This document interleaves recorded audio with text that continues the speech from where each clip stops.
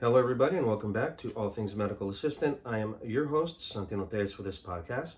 First and foremost, I want to thank everybody that's stuck around and come back to continue to listen to what it is that I have to say. And to all the subscribers, thank you for picking up that notification and clicking in to continue to listen. And if there's any new listeners out there, if you find this informative and listening, please stick around. And if you know of anybody else that would find this informative as well and entertaining, go ahead and forward and pass along. And as you can see, I have a website dedicated to this podcast, allthingsmedicalassistant.com. And there you will find all of my episodes uploaded as they're produced. And you'll find an area where you can leave a question, comment, concern, and please do so. I will address it at the next podcast. And you can also find these videos uploaded at All Things Medical Assistant on YouTube and That Med Guy on YouTube. There as well, you can leave your comment. And if you hear me on Anchor.fm, send me a voice message. And again, I'll address your question, comment, concern next week. So again, thanks for listening. Like and subscribe to the channel, and let's see if we can learn something together. Okay. All right. So you might be asking something. You're doing such a good job at. Oh, by the way, the website will disappear eventually off of the screen. So I've tried to figure out how to control it. Don't know. So I'm aware of it. But anyway, so you might be asking something. Well, you were uploading so regularly every week. What's happened? Haven't heard from you in a couple of weeks. Haven't had my fix. I'm jonesing for my All Things Medical Assistant. Well, yes, true. Now I do, upload every week. But the way that I choose the topic that I'm going to talk about is during the week at work as a medical assistant in clinic and urgent care. I'll think about a topic or issue that I'm most passionate or that's affected me the most for that week. And that's the topic that I'll address, on Friday. So, last week, getting close to a Thursday and then to Friday, I was just, there's just so much out there going on right now that I could address, the political state of the nation, this masking issue, the educational issue, the continued rise in positive testing, California, Texas, all these states that are not following rules. And like in Florida, they've started fining $100 per incident or $500 per incident that you're not wearing your mask. There's all this stuff going on that everybody has an opinion about. So there was just too much for me to want to pick one thing. So, this next week comes by and continue to listen to the news and having my experiences at work, I finally decided to settle on two topics. Okay, so let's get to it. And again, these are two topics that I feel are of paramount right now. Not to say they're more important than everything else, but these are issues that are affecting very, very significantly right now, and also to affect the future, close future. So the first thing is this increase in positive testing. So let's think about this. Okay, so let's think about a diagnostic, right? Medicine is very heavily diagnostic. Okay, what does diagnostic mean? It's being able to, to look at a situation and figure it out and be able to have more information about it. Therefore, you can better address it, and you can fix it and take care of it. So another example. So you go to school, you learn a topic, and you take an exam, correct? So that exam is a diagnostic. You learn a subject, you take a test, you pass or you fail. It's a diagnostic of your comprehension. Now, testing is the same thing. You test a person for the coronavirus, for the COVID-19, and they come back positive or negative. That's a diagnostic. We have diagnosed, we have found a negative or positive, okay? Now, the administration has created this crazy justification that, well, yes, we're having a higher exposure rate in testing, but that's okay because we're testing because, it's okay, that makes the lower hospitalizations and the lower death rate okay. No, Don't fall into that. I mean, listen to the words very carefully. And it's just a stupid justification by saying, well, we do have an uprising in positives because we're testing, so it's okay that we're having because we're catching it. No, that is stupid. Just because we're having an increase in exposures or testing does not make it still okay that we have hospitalizations and continued deaths. I mean, it's a cause and effect relationship. One grossly affects the other. Now, the testing, it's the best thing out there. Why? Because we're catching the infected and we're catching the asymptomatic. Why is it so important to catch the asymptomatic? Because they, in effect, are out there exposing people. You know, they feel great, they don't have any symptoms, no diarrhea, no shortness of breath, no fever, no nothing, and they're out there infecting everybody, and then those people come in and then be positive, right? And then there, you're going to see a correlation in an uprise in hospitalizations and death rates going up again. I guarantee it, just because people don't understand or they're taking this the wrong way. So the testing is a good thing. It is a good thing across the board, obviously, because we're catching those that are sick, those that are asymptomatic. We're quarantining them, we're educating them, you know, and we're able to treat. And so therefore, you know, we're able to really start to learn to flatten this curve, you know. And the other side of that is this masking issue, you know. It is, without a doubt, public masking and social distancing and washing hands is the best way to keep from transmitting this virus. You know, it's hands down. And you've got people out there that are still choosing not to mask up. And why? Well, let's see. What are the stupid reasons? One, it is unconstitutional to control my breathing. No one's controlling your breathing. You're wearing a mask. This is a measure to keep droplet precaution, to keep from, you know,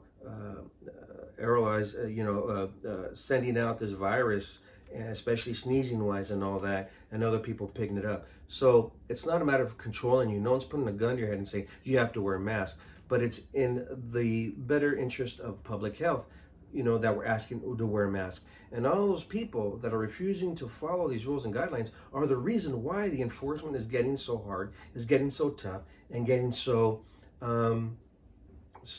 becoming an enforcement.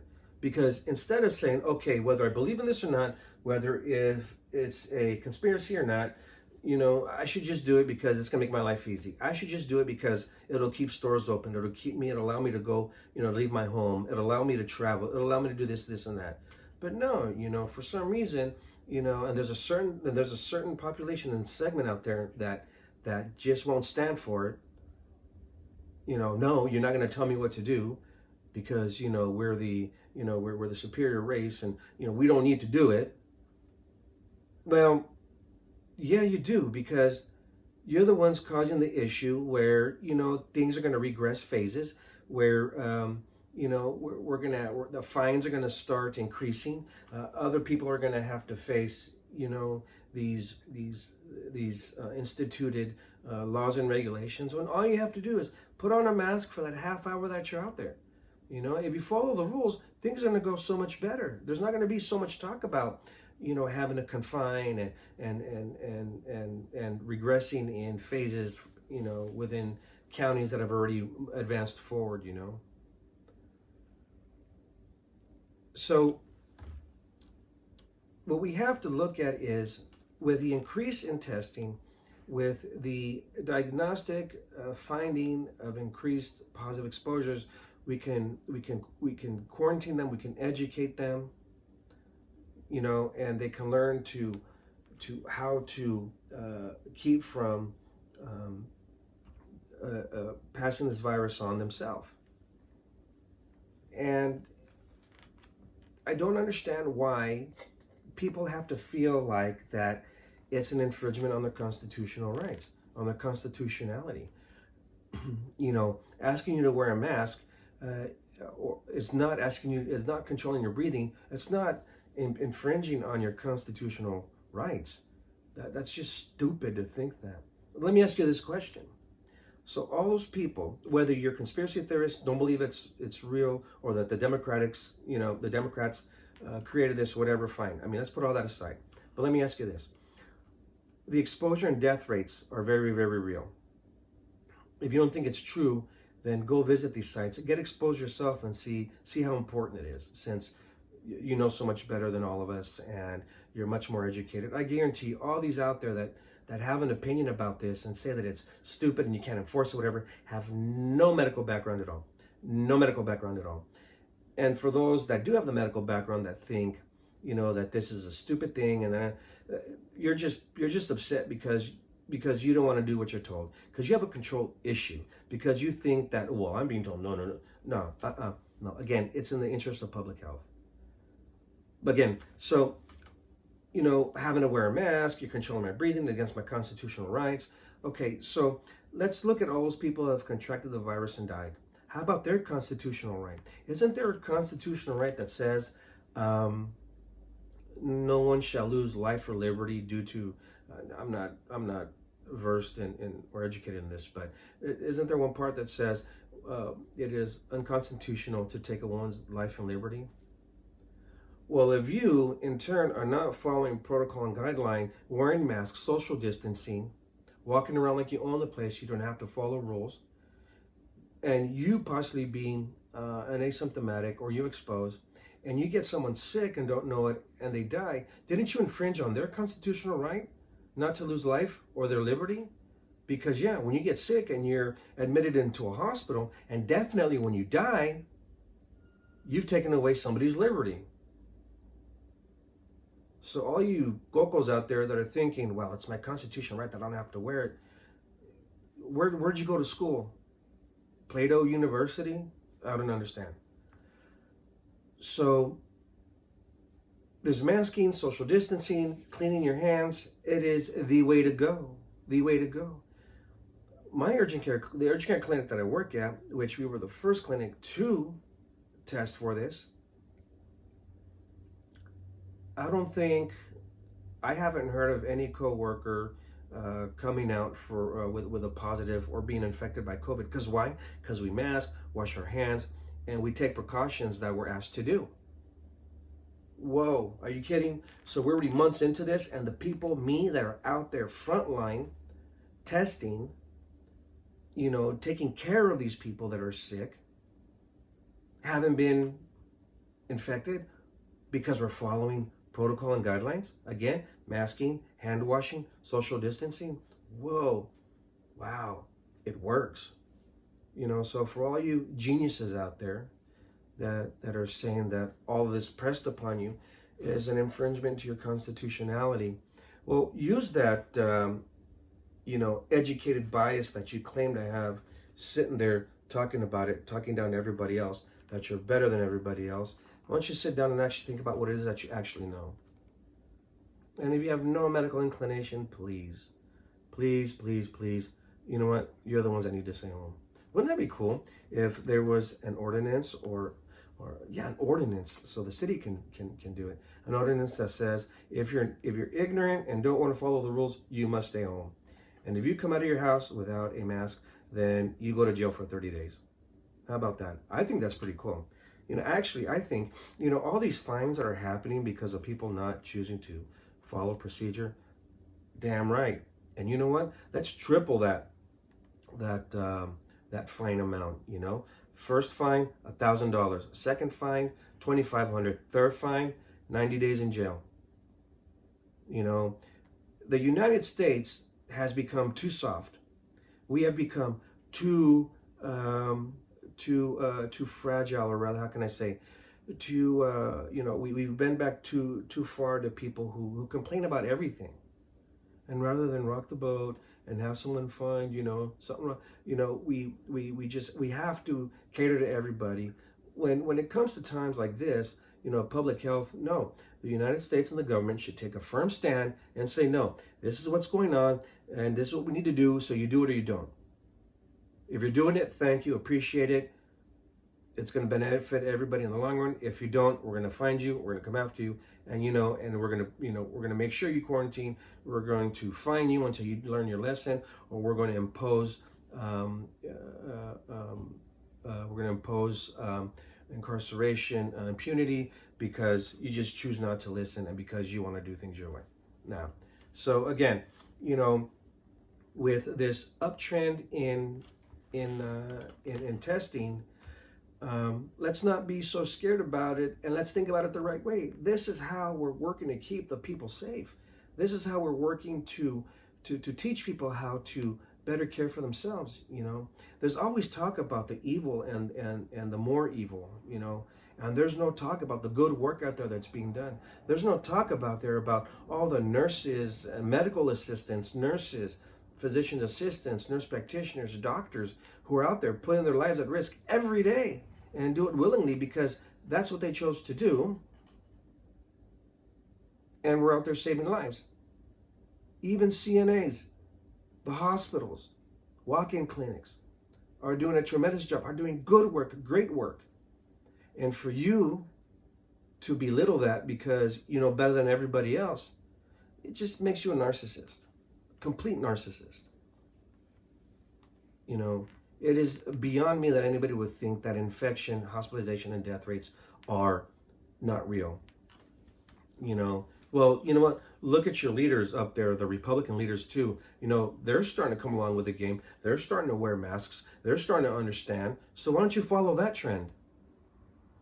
And maybe we'll be able to, get a cap on this, sooner than later and start getting back to living a more normal life. Now, do I think life will become normal again?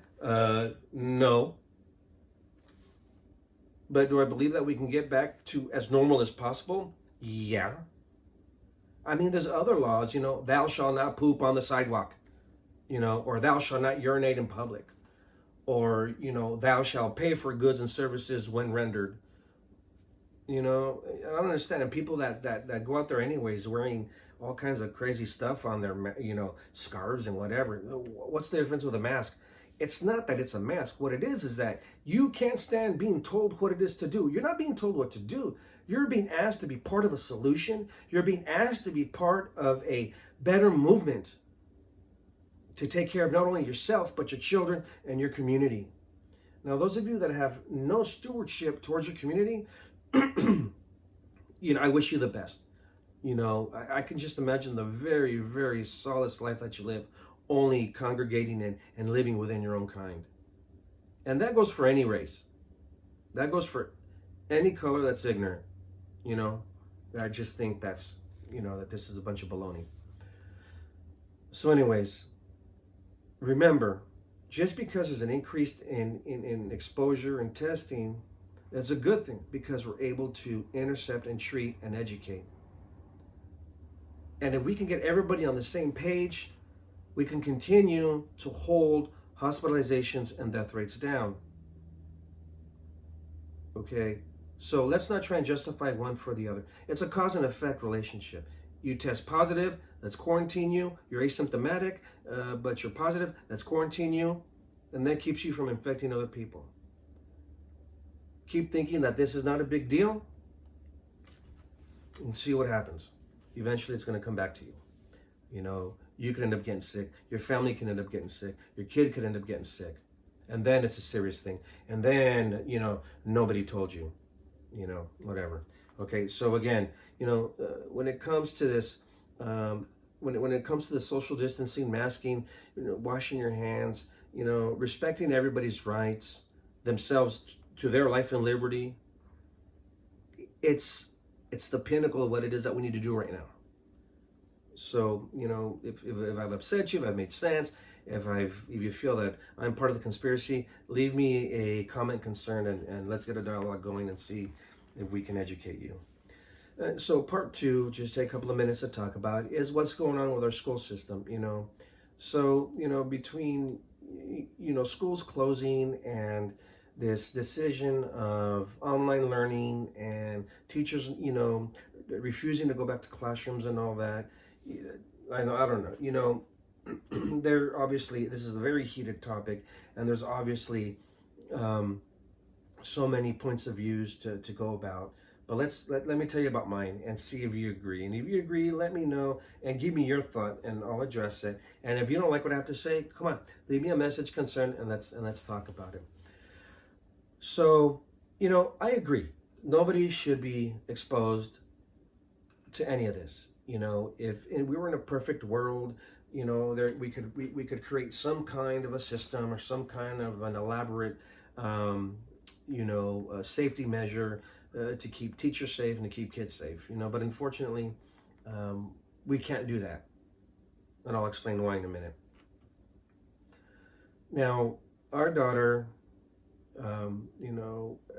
has been lucky to have been, we found a daycare to put our child in. Okay. And the reason why we had to do this was because, well, both mom and dad need to work, we need to be able to pay mortgage to keep a home, or keep a roof over our head. We need to be able to incur a bill, rather a paycheck to keep purchasing food. So how financially stressing it is on her mother, it's something that we need to look at and try to figure the best way around this. How can we accommodate everybody? How can we accommodate the teachers and the kiddos? In the school district that I live, or that my daughter lives in, it's one of the poorest districts in Washington. Apparently, I didn't know that, but we do have a very good education system here, and there's this agreement that teachers don't want to go back because they don't want to be exposed, and that totally makes sense. But my selfish response to that is, well, I'm a medical assistant. I work in a clinic, and I assist in testing patients. Daily I handle COVID swabbings, as far as packaging them and transferring to the lab. There are medical assistants that are actually administering this test, this nasopharyngeal test, so they're exposed. We room a patient who deceptively gets into clinic and ends up saying, oh, well, I think I do have COVID, I want to be tested. We've been exposed. I've already been exposed to quite a few patients who have come out positive, who later on admitted, well, I have certain, symptoms. And again, because I followed protocol, PPE and everything, I'm fine. But if I have to go out there and go to work and put myself in harm's way because that's what I signed up for, meaning I can't complain about what it is that I signed up for, how about the teachers? You went to school, you have your degree in education. Why is it that now you don't have to follow through with your promise that you made to the kids? Isn't that why you got into education? For the children, for their education, especially the kids that are in a more socially economically disadvantaged area. It wasn't that your love or the meaning. Just like there's teachers out there that don't want to be exposed, I'm sure there's teachers out there that are okay to take on that risk because they do believe in that education, that educational that educational power, that these kids need to be educated. Our daughter's 5 years old. What is she going to do now that she doesn't have that experience to go to school? They're saying, well, you can leave your kids home and you'll be able to distance teach, or they'll be able to learn distance wise. Okay, well, I have to thank God that I have the financial means, and the mother has the financial means to get her what she needs. How about those families that don't? How about the families that can't afford laptops, that can't afford internet, that can't afford, these luxuries? What are you saying, that it's all on us? It's our fault that, we don't have the financial matters? It's their fault for being poor? No. And then the school district comes out and says, we don't have money to run. Oh, whatever, you don't have money.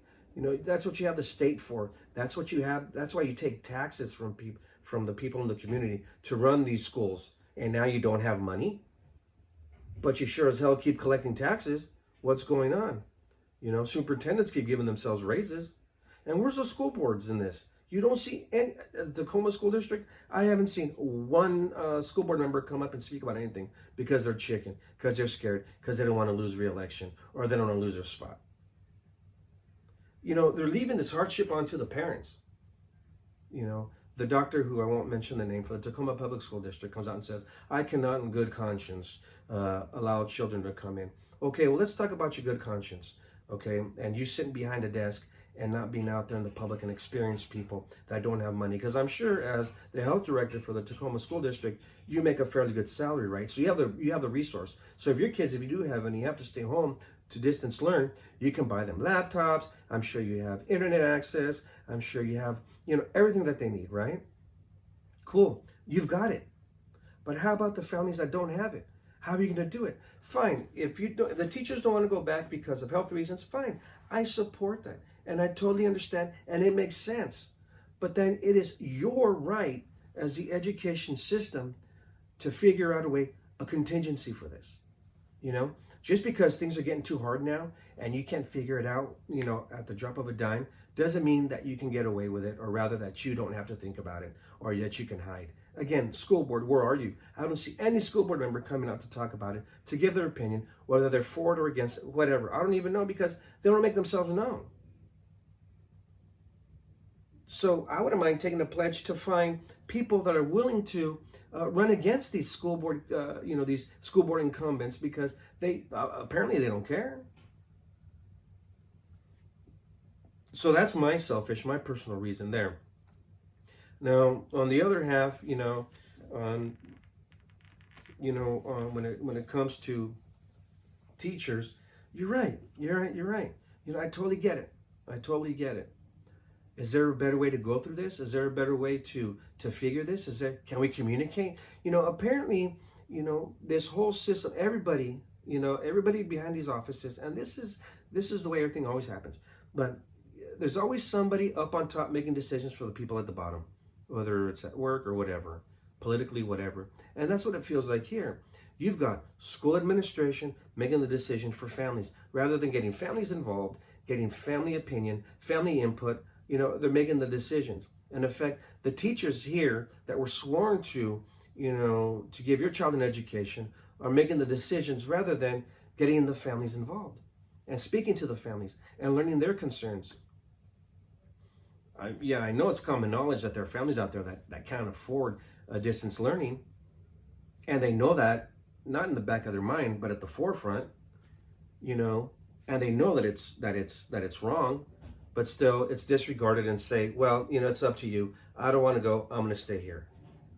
Again, if you all don't want to go to work, if you don't want to be, I get that. Who wants to be exposed? But then you need to be more involved in figuring out how we're going to educate these kids. You see, again, earlier I talked about the U.S. not being able to handle situations because we're so far behind. Why are we so far behind other countries? Because the U.S. has lost its backbone, has lost its ability to say, no, we do it the right way or we don't. No, we have to give in to everybody's opinion. We have to give in to everybody's, you hurt my feelings, you went against my religion. Well, how about everybody else? How about everybody else that's affected directly because of this? How about their rights? And since this country has such a lack of a backbone, here we are in situations like this. Apparently somewhere, I don't know if it was Japan or China, they've created a classroom where the desks are surrounded by barriers, and those kids don't look, depressed. They wear a mask, they have a barrier on the desk, they go to school, they learn, they're told what they have to do. Those kids are taught discipline. Not in America. Not in America. Oh no, I don't want to be exposed, so I'm going to stay home. And I'm going to force upon the families what I think is best for them. No, it's what you feel is best for you. There is a lack of parent involvement. There's a lack of community involvement in decisions that are happening for our kids. Like I said, I totally understand that you don't want to be exposed. But what I don't understand is your lack of involvement in finding a solution. Everybody up on top, you as the teachers at home, are not providing a logical solution, are not involving the families to be able to come up with, come on out to the community, speak to the parents, speak to the kids. Maybe somebody out there has a great idea on how to better do this thing. But no, why? Well, because, let's do it my way. And you know what? Number one, I agree teachers don't get paid what they're worth to begin with. I agree teachers don't get paid as much as they should. But come on, you've been at home, you've collected unemployment, you've done all that, I think you've made more money, out of work than you would have in it. And apparently all that's going to change now. But still, that doesn't mean that we need to disregard, a child's education. Maybe, I don't know, what's a good age that a kid can actually sit home and do learning? Let's say like what, middle school, maybe like 6th grade, where, I'm not a psychologist, but I think about that age, they can actually mentally, sit down and be responsible to take an online course. My daughter, who's 5 years old, is going into kindergarten. Are you kidding me? For me to tell her, hey, honey, sit down, whatever. Oh, yeah, right. That's really going to hold her attention in a home where there's a refrigerator to eat and a bed to lie down on and a TV to watch. And you're going to tell me, well, you're the parent. Okay, yeah, I understand that. I am the parent, and it's my job to make sure she does it. But do you think it's a logical solution to force that on children who don't even have the capacity to have that concentration to do something like this? You're setting the kids up to fail already. So if not for all the kids, the younger kids that need that attention the most, let's talk about them. And the kiddos that do have the ability to distance learn without any issue. Because colleges, I do it with my courses.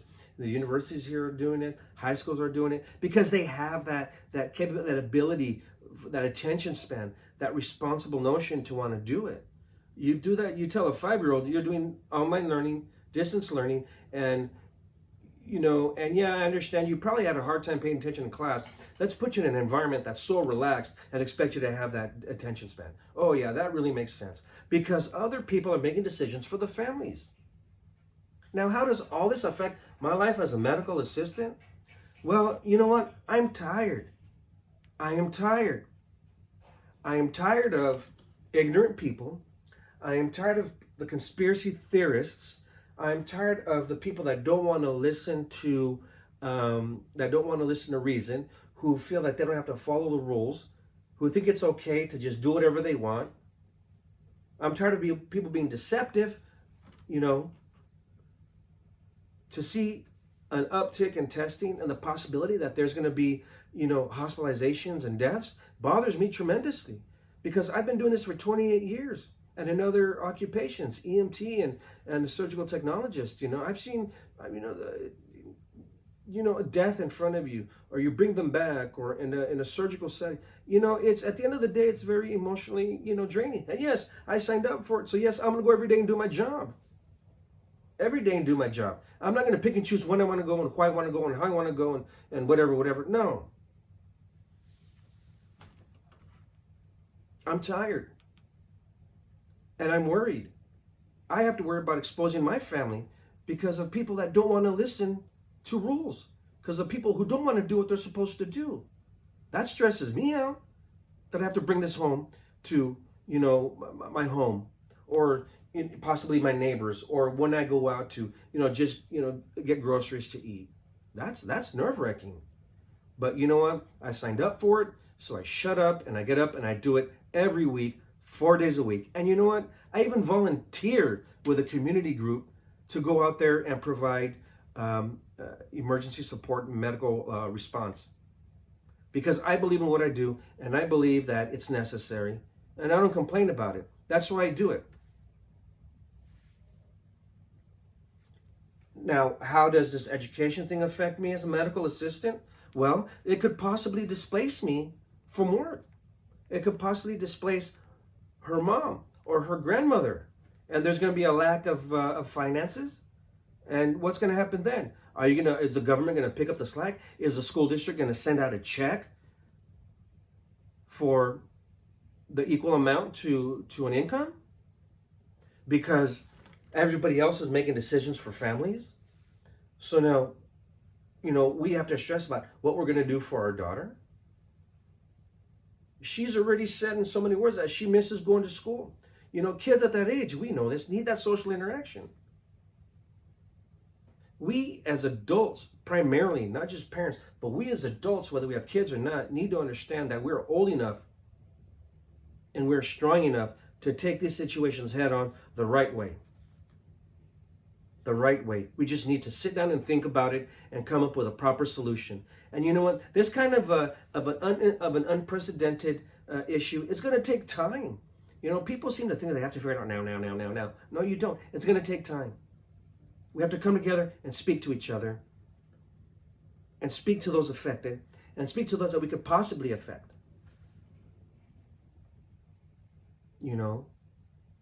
Again, I have to worry about, not being able to go to work at some point, or not having the money, can't make my car payment because other people want to make decisions for my daughter and her well-being, and they want to claim to know what her best educational realm is.